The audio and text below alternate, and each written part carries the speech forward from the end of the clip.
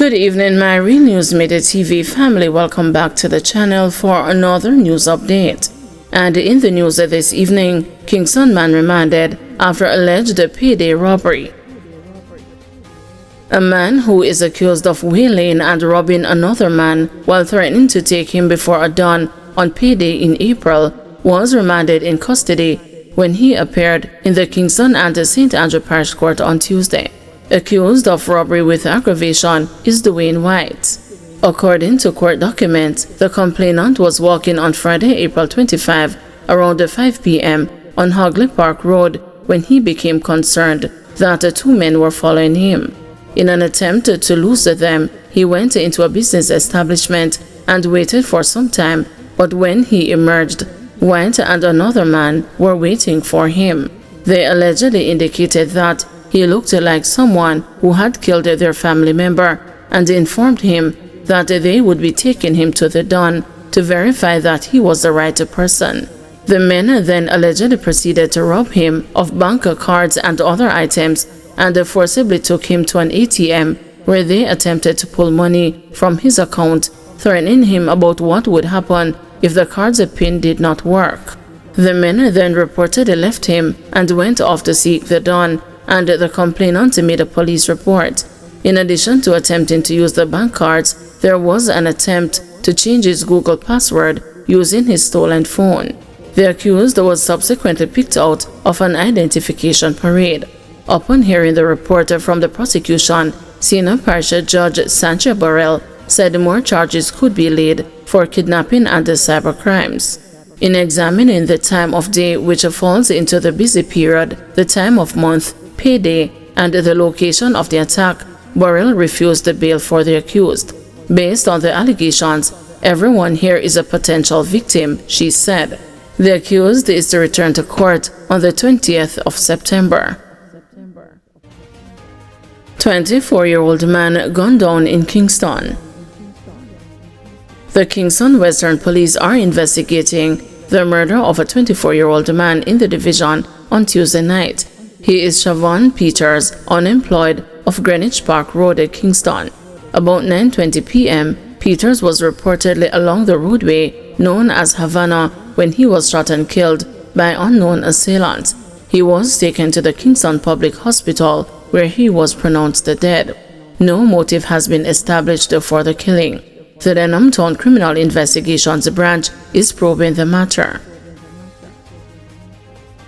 Teen boy charged for armed robbery in St. Andrew. The police on Tuesday charged a teen boy for the armed robbery of a man as he walked along Chatham Avenue in St. Andrew. He is answering charges of robbery with aggravation, possession of a prohibited weapon, and unauthorized possession of ammunition. A court date for him is being arranged. Reports from the Halfway Tree Police are that about 6:30 a.m. on Wednesday, March 12, a man was walking along the roadway when he was stopped by the teen and his companion on a motorcycle. According to the police, the teen brandished a firearm and demanded the man's cell phone and then escaped on the motorcycle in the area. A report was made to the police. The teen was arrested following an operation. He was subsequently charged following a question and answer session in the presence of his attorney on Tuesday, June 3. 19-year-old booked for allegedly snatching woman's money, then stabbing her during resistance. 19-year-old Dwight McCarthy of Stokes Hall District, Golden Grove, St. Thomas, has been charged with robbery with violence and unlawful wounding following an incident on Haywood Street in downtown Kingston on Monday, May 26. Reports from the Halfway Tree Police are that about 3:30 p.m., a woman was standing in a business establishment counting money when McCarthy allegedly approached her and snatched the money from her grasp. In a bid to retrieve the money, the woman held on to him. McCarthy then reportedly used a knife to inflict stab wounds to the woman's upper body. A report was made to the police, and McCarthy was subsequently arrested and was later charged after being pointed out on an identification parade. His court date is being arranged. Vendor Bafu shot and killed in his home. The Ocho Criminal Investigations Branch in St. Anne is looking for those responsible for the murder of a 23-year-old street vendor in the parish on Tuesday night. He has been identified as Barrington Watson, otherwise called the Bafo, of Buckfield, Ocho Rios. Reports are that about 10:30 p.m., Watson was at home when he was pounced upon by an unknown assailant who shot and injured him. He was assisted to the St. Anne's Bay Hospital, where he was pronounced dead. The police have not established a motive for the killing.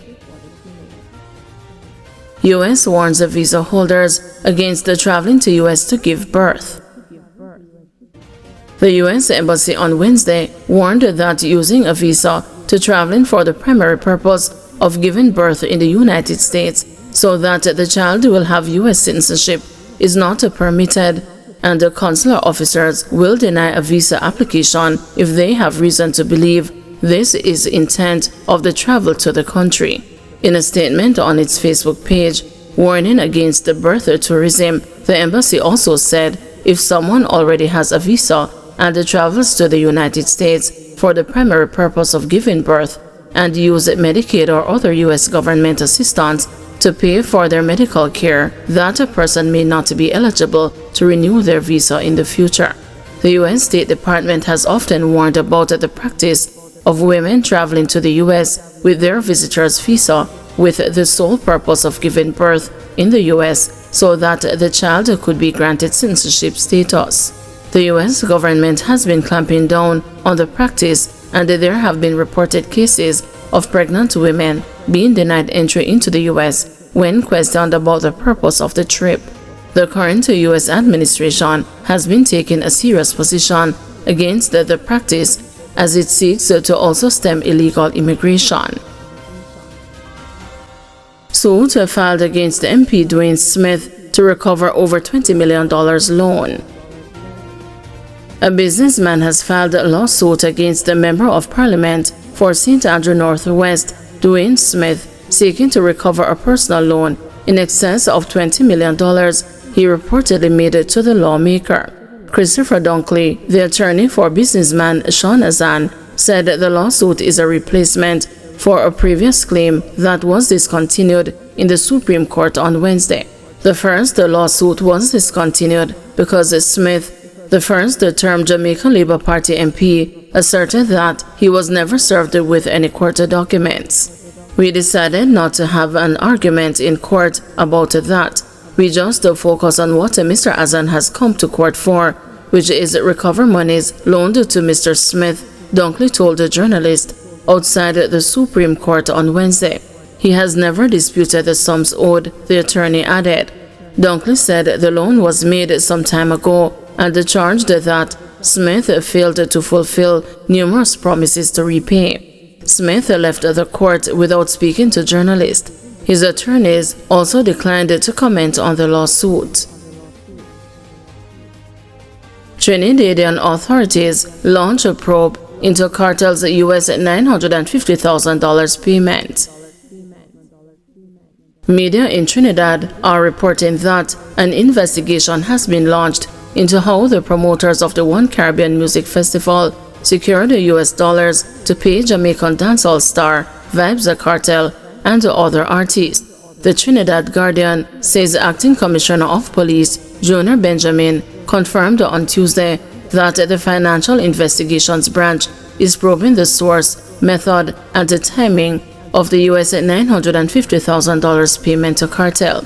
Benjamin reportedly said while the police have not received any formal report on the matter, they are proceeding with their own investigation. While he did not state what the investigation would focus on, senior officers reportedly told the Trinidad Express Tuesday night that it would examine legal issues related to the transaction and if it was conducted under all necessary laws, foreign exchange controls, and the financial transparency regulations. The investigation could reportedly take up to 30 days, with a provision for a further 30-day extension. Following the disclosure that US $950,000 had been paid to Palmer to appear as the main act in the May 31 reggae concert at the Queen's Park Savannah, Finance Minister Davindranath Tanku said he was intrigued by the amount of foreign exchange that had reportedly changed hands. Palmer was supposed to have been paid a total of US $1.35 million to perform in the show, which also featured other foreign acts including Mali Don, Roshan, Sizzla Kolanji, and Molly, along with local artists Lady Lava and Ravi B. Cartel pulled out of his scheduled concert appearance, citing what he said was the promoter's failure to fulfill contractual obligations as the reason for his no-show. Thank you everyone for watching. See you tomorrow morning at 6 a.m. for another news update.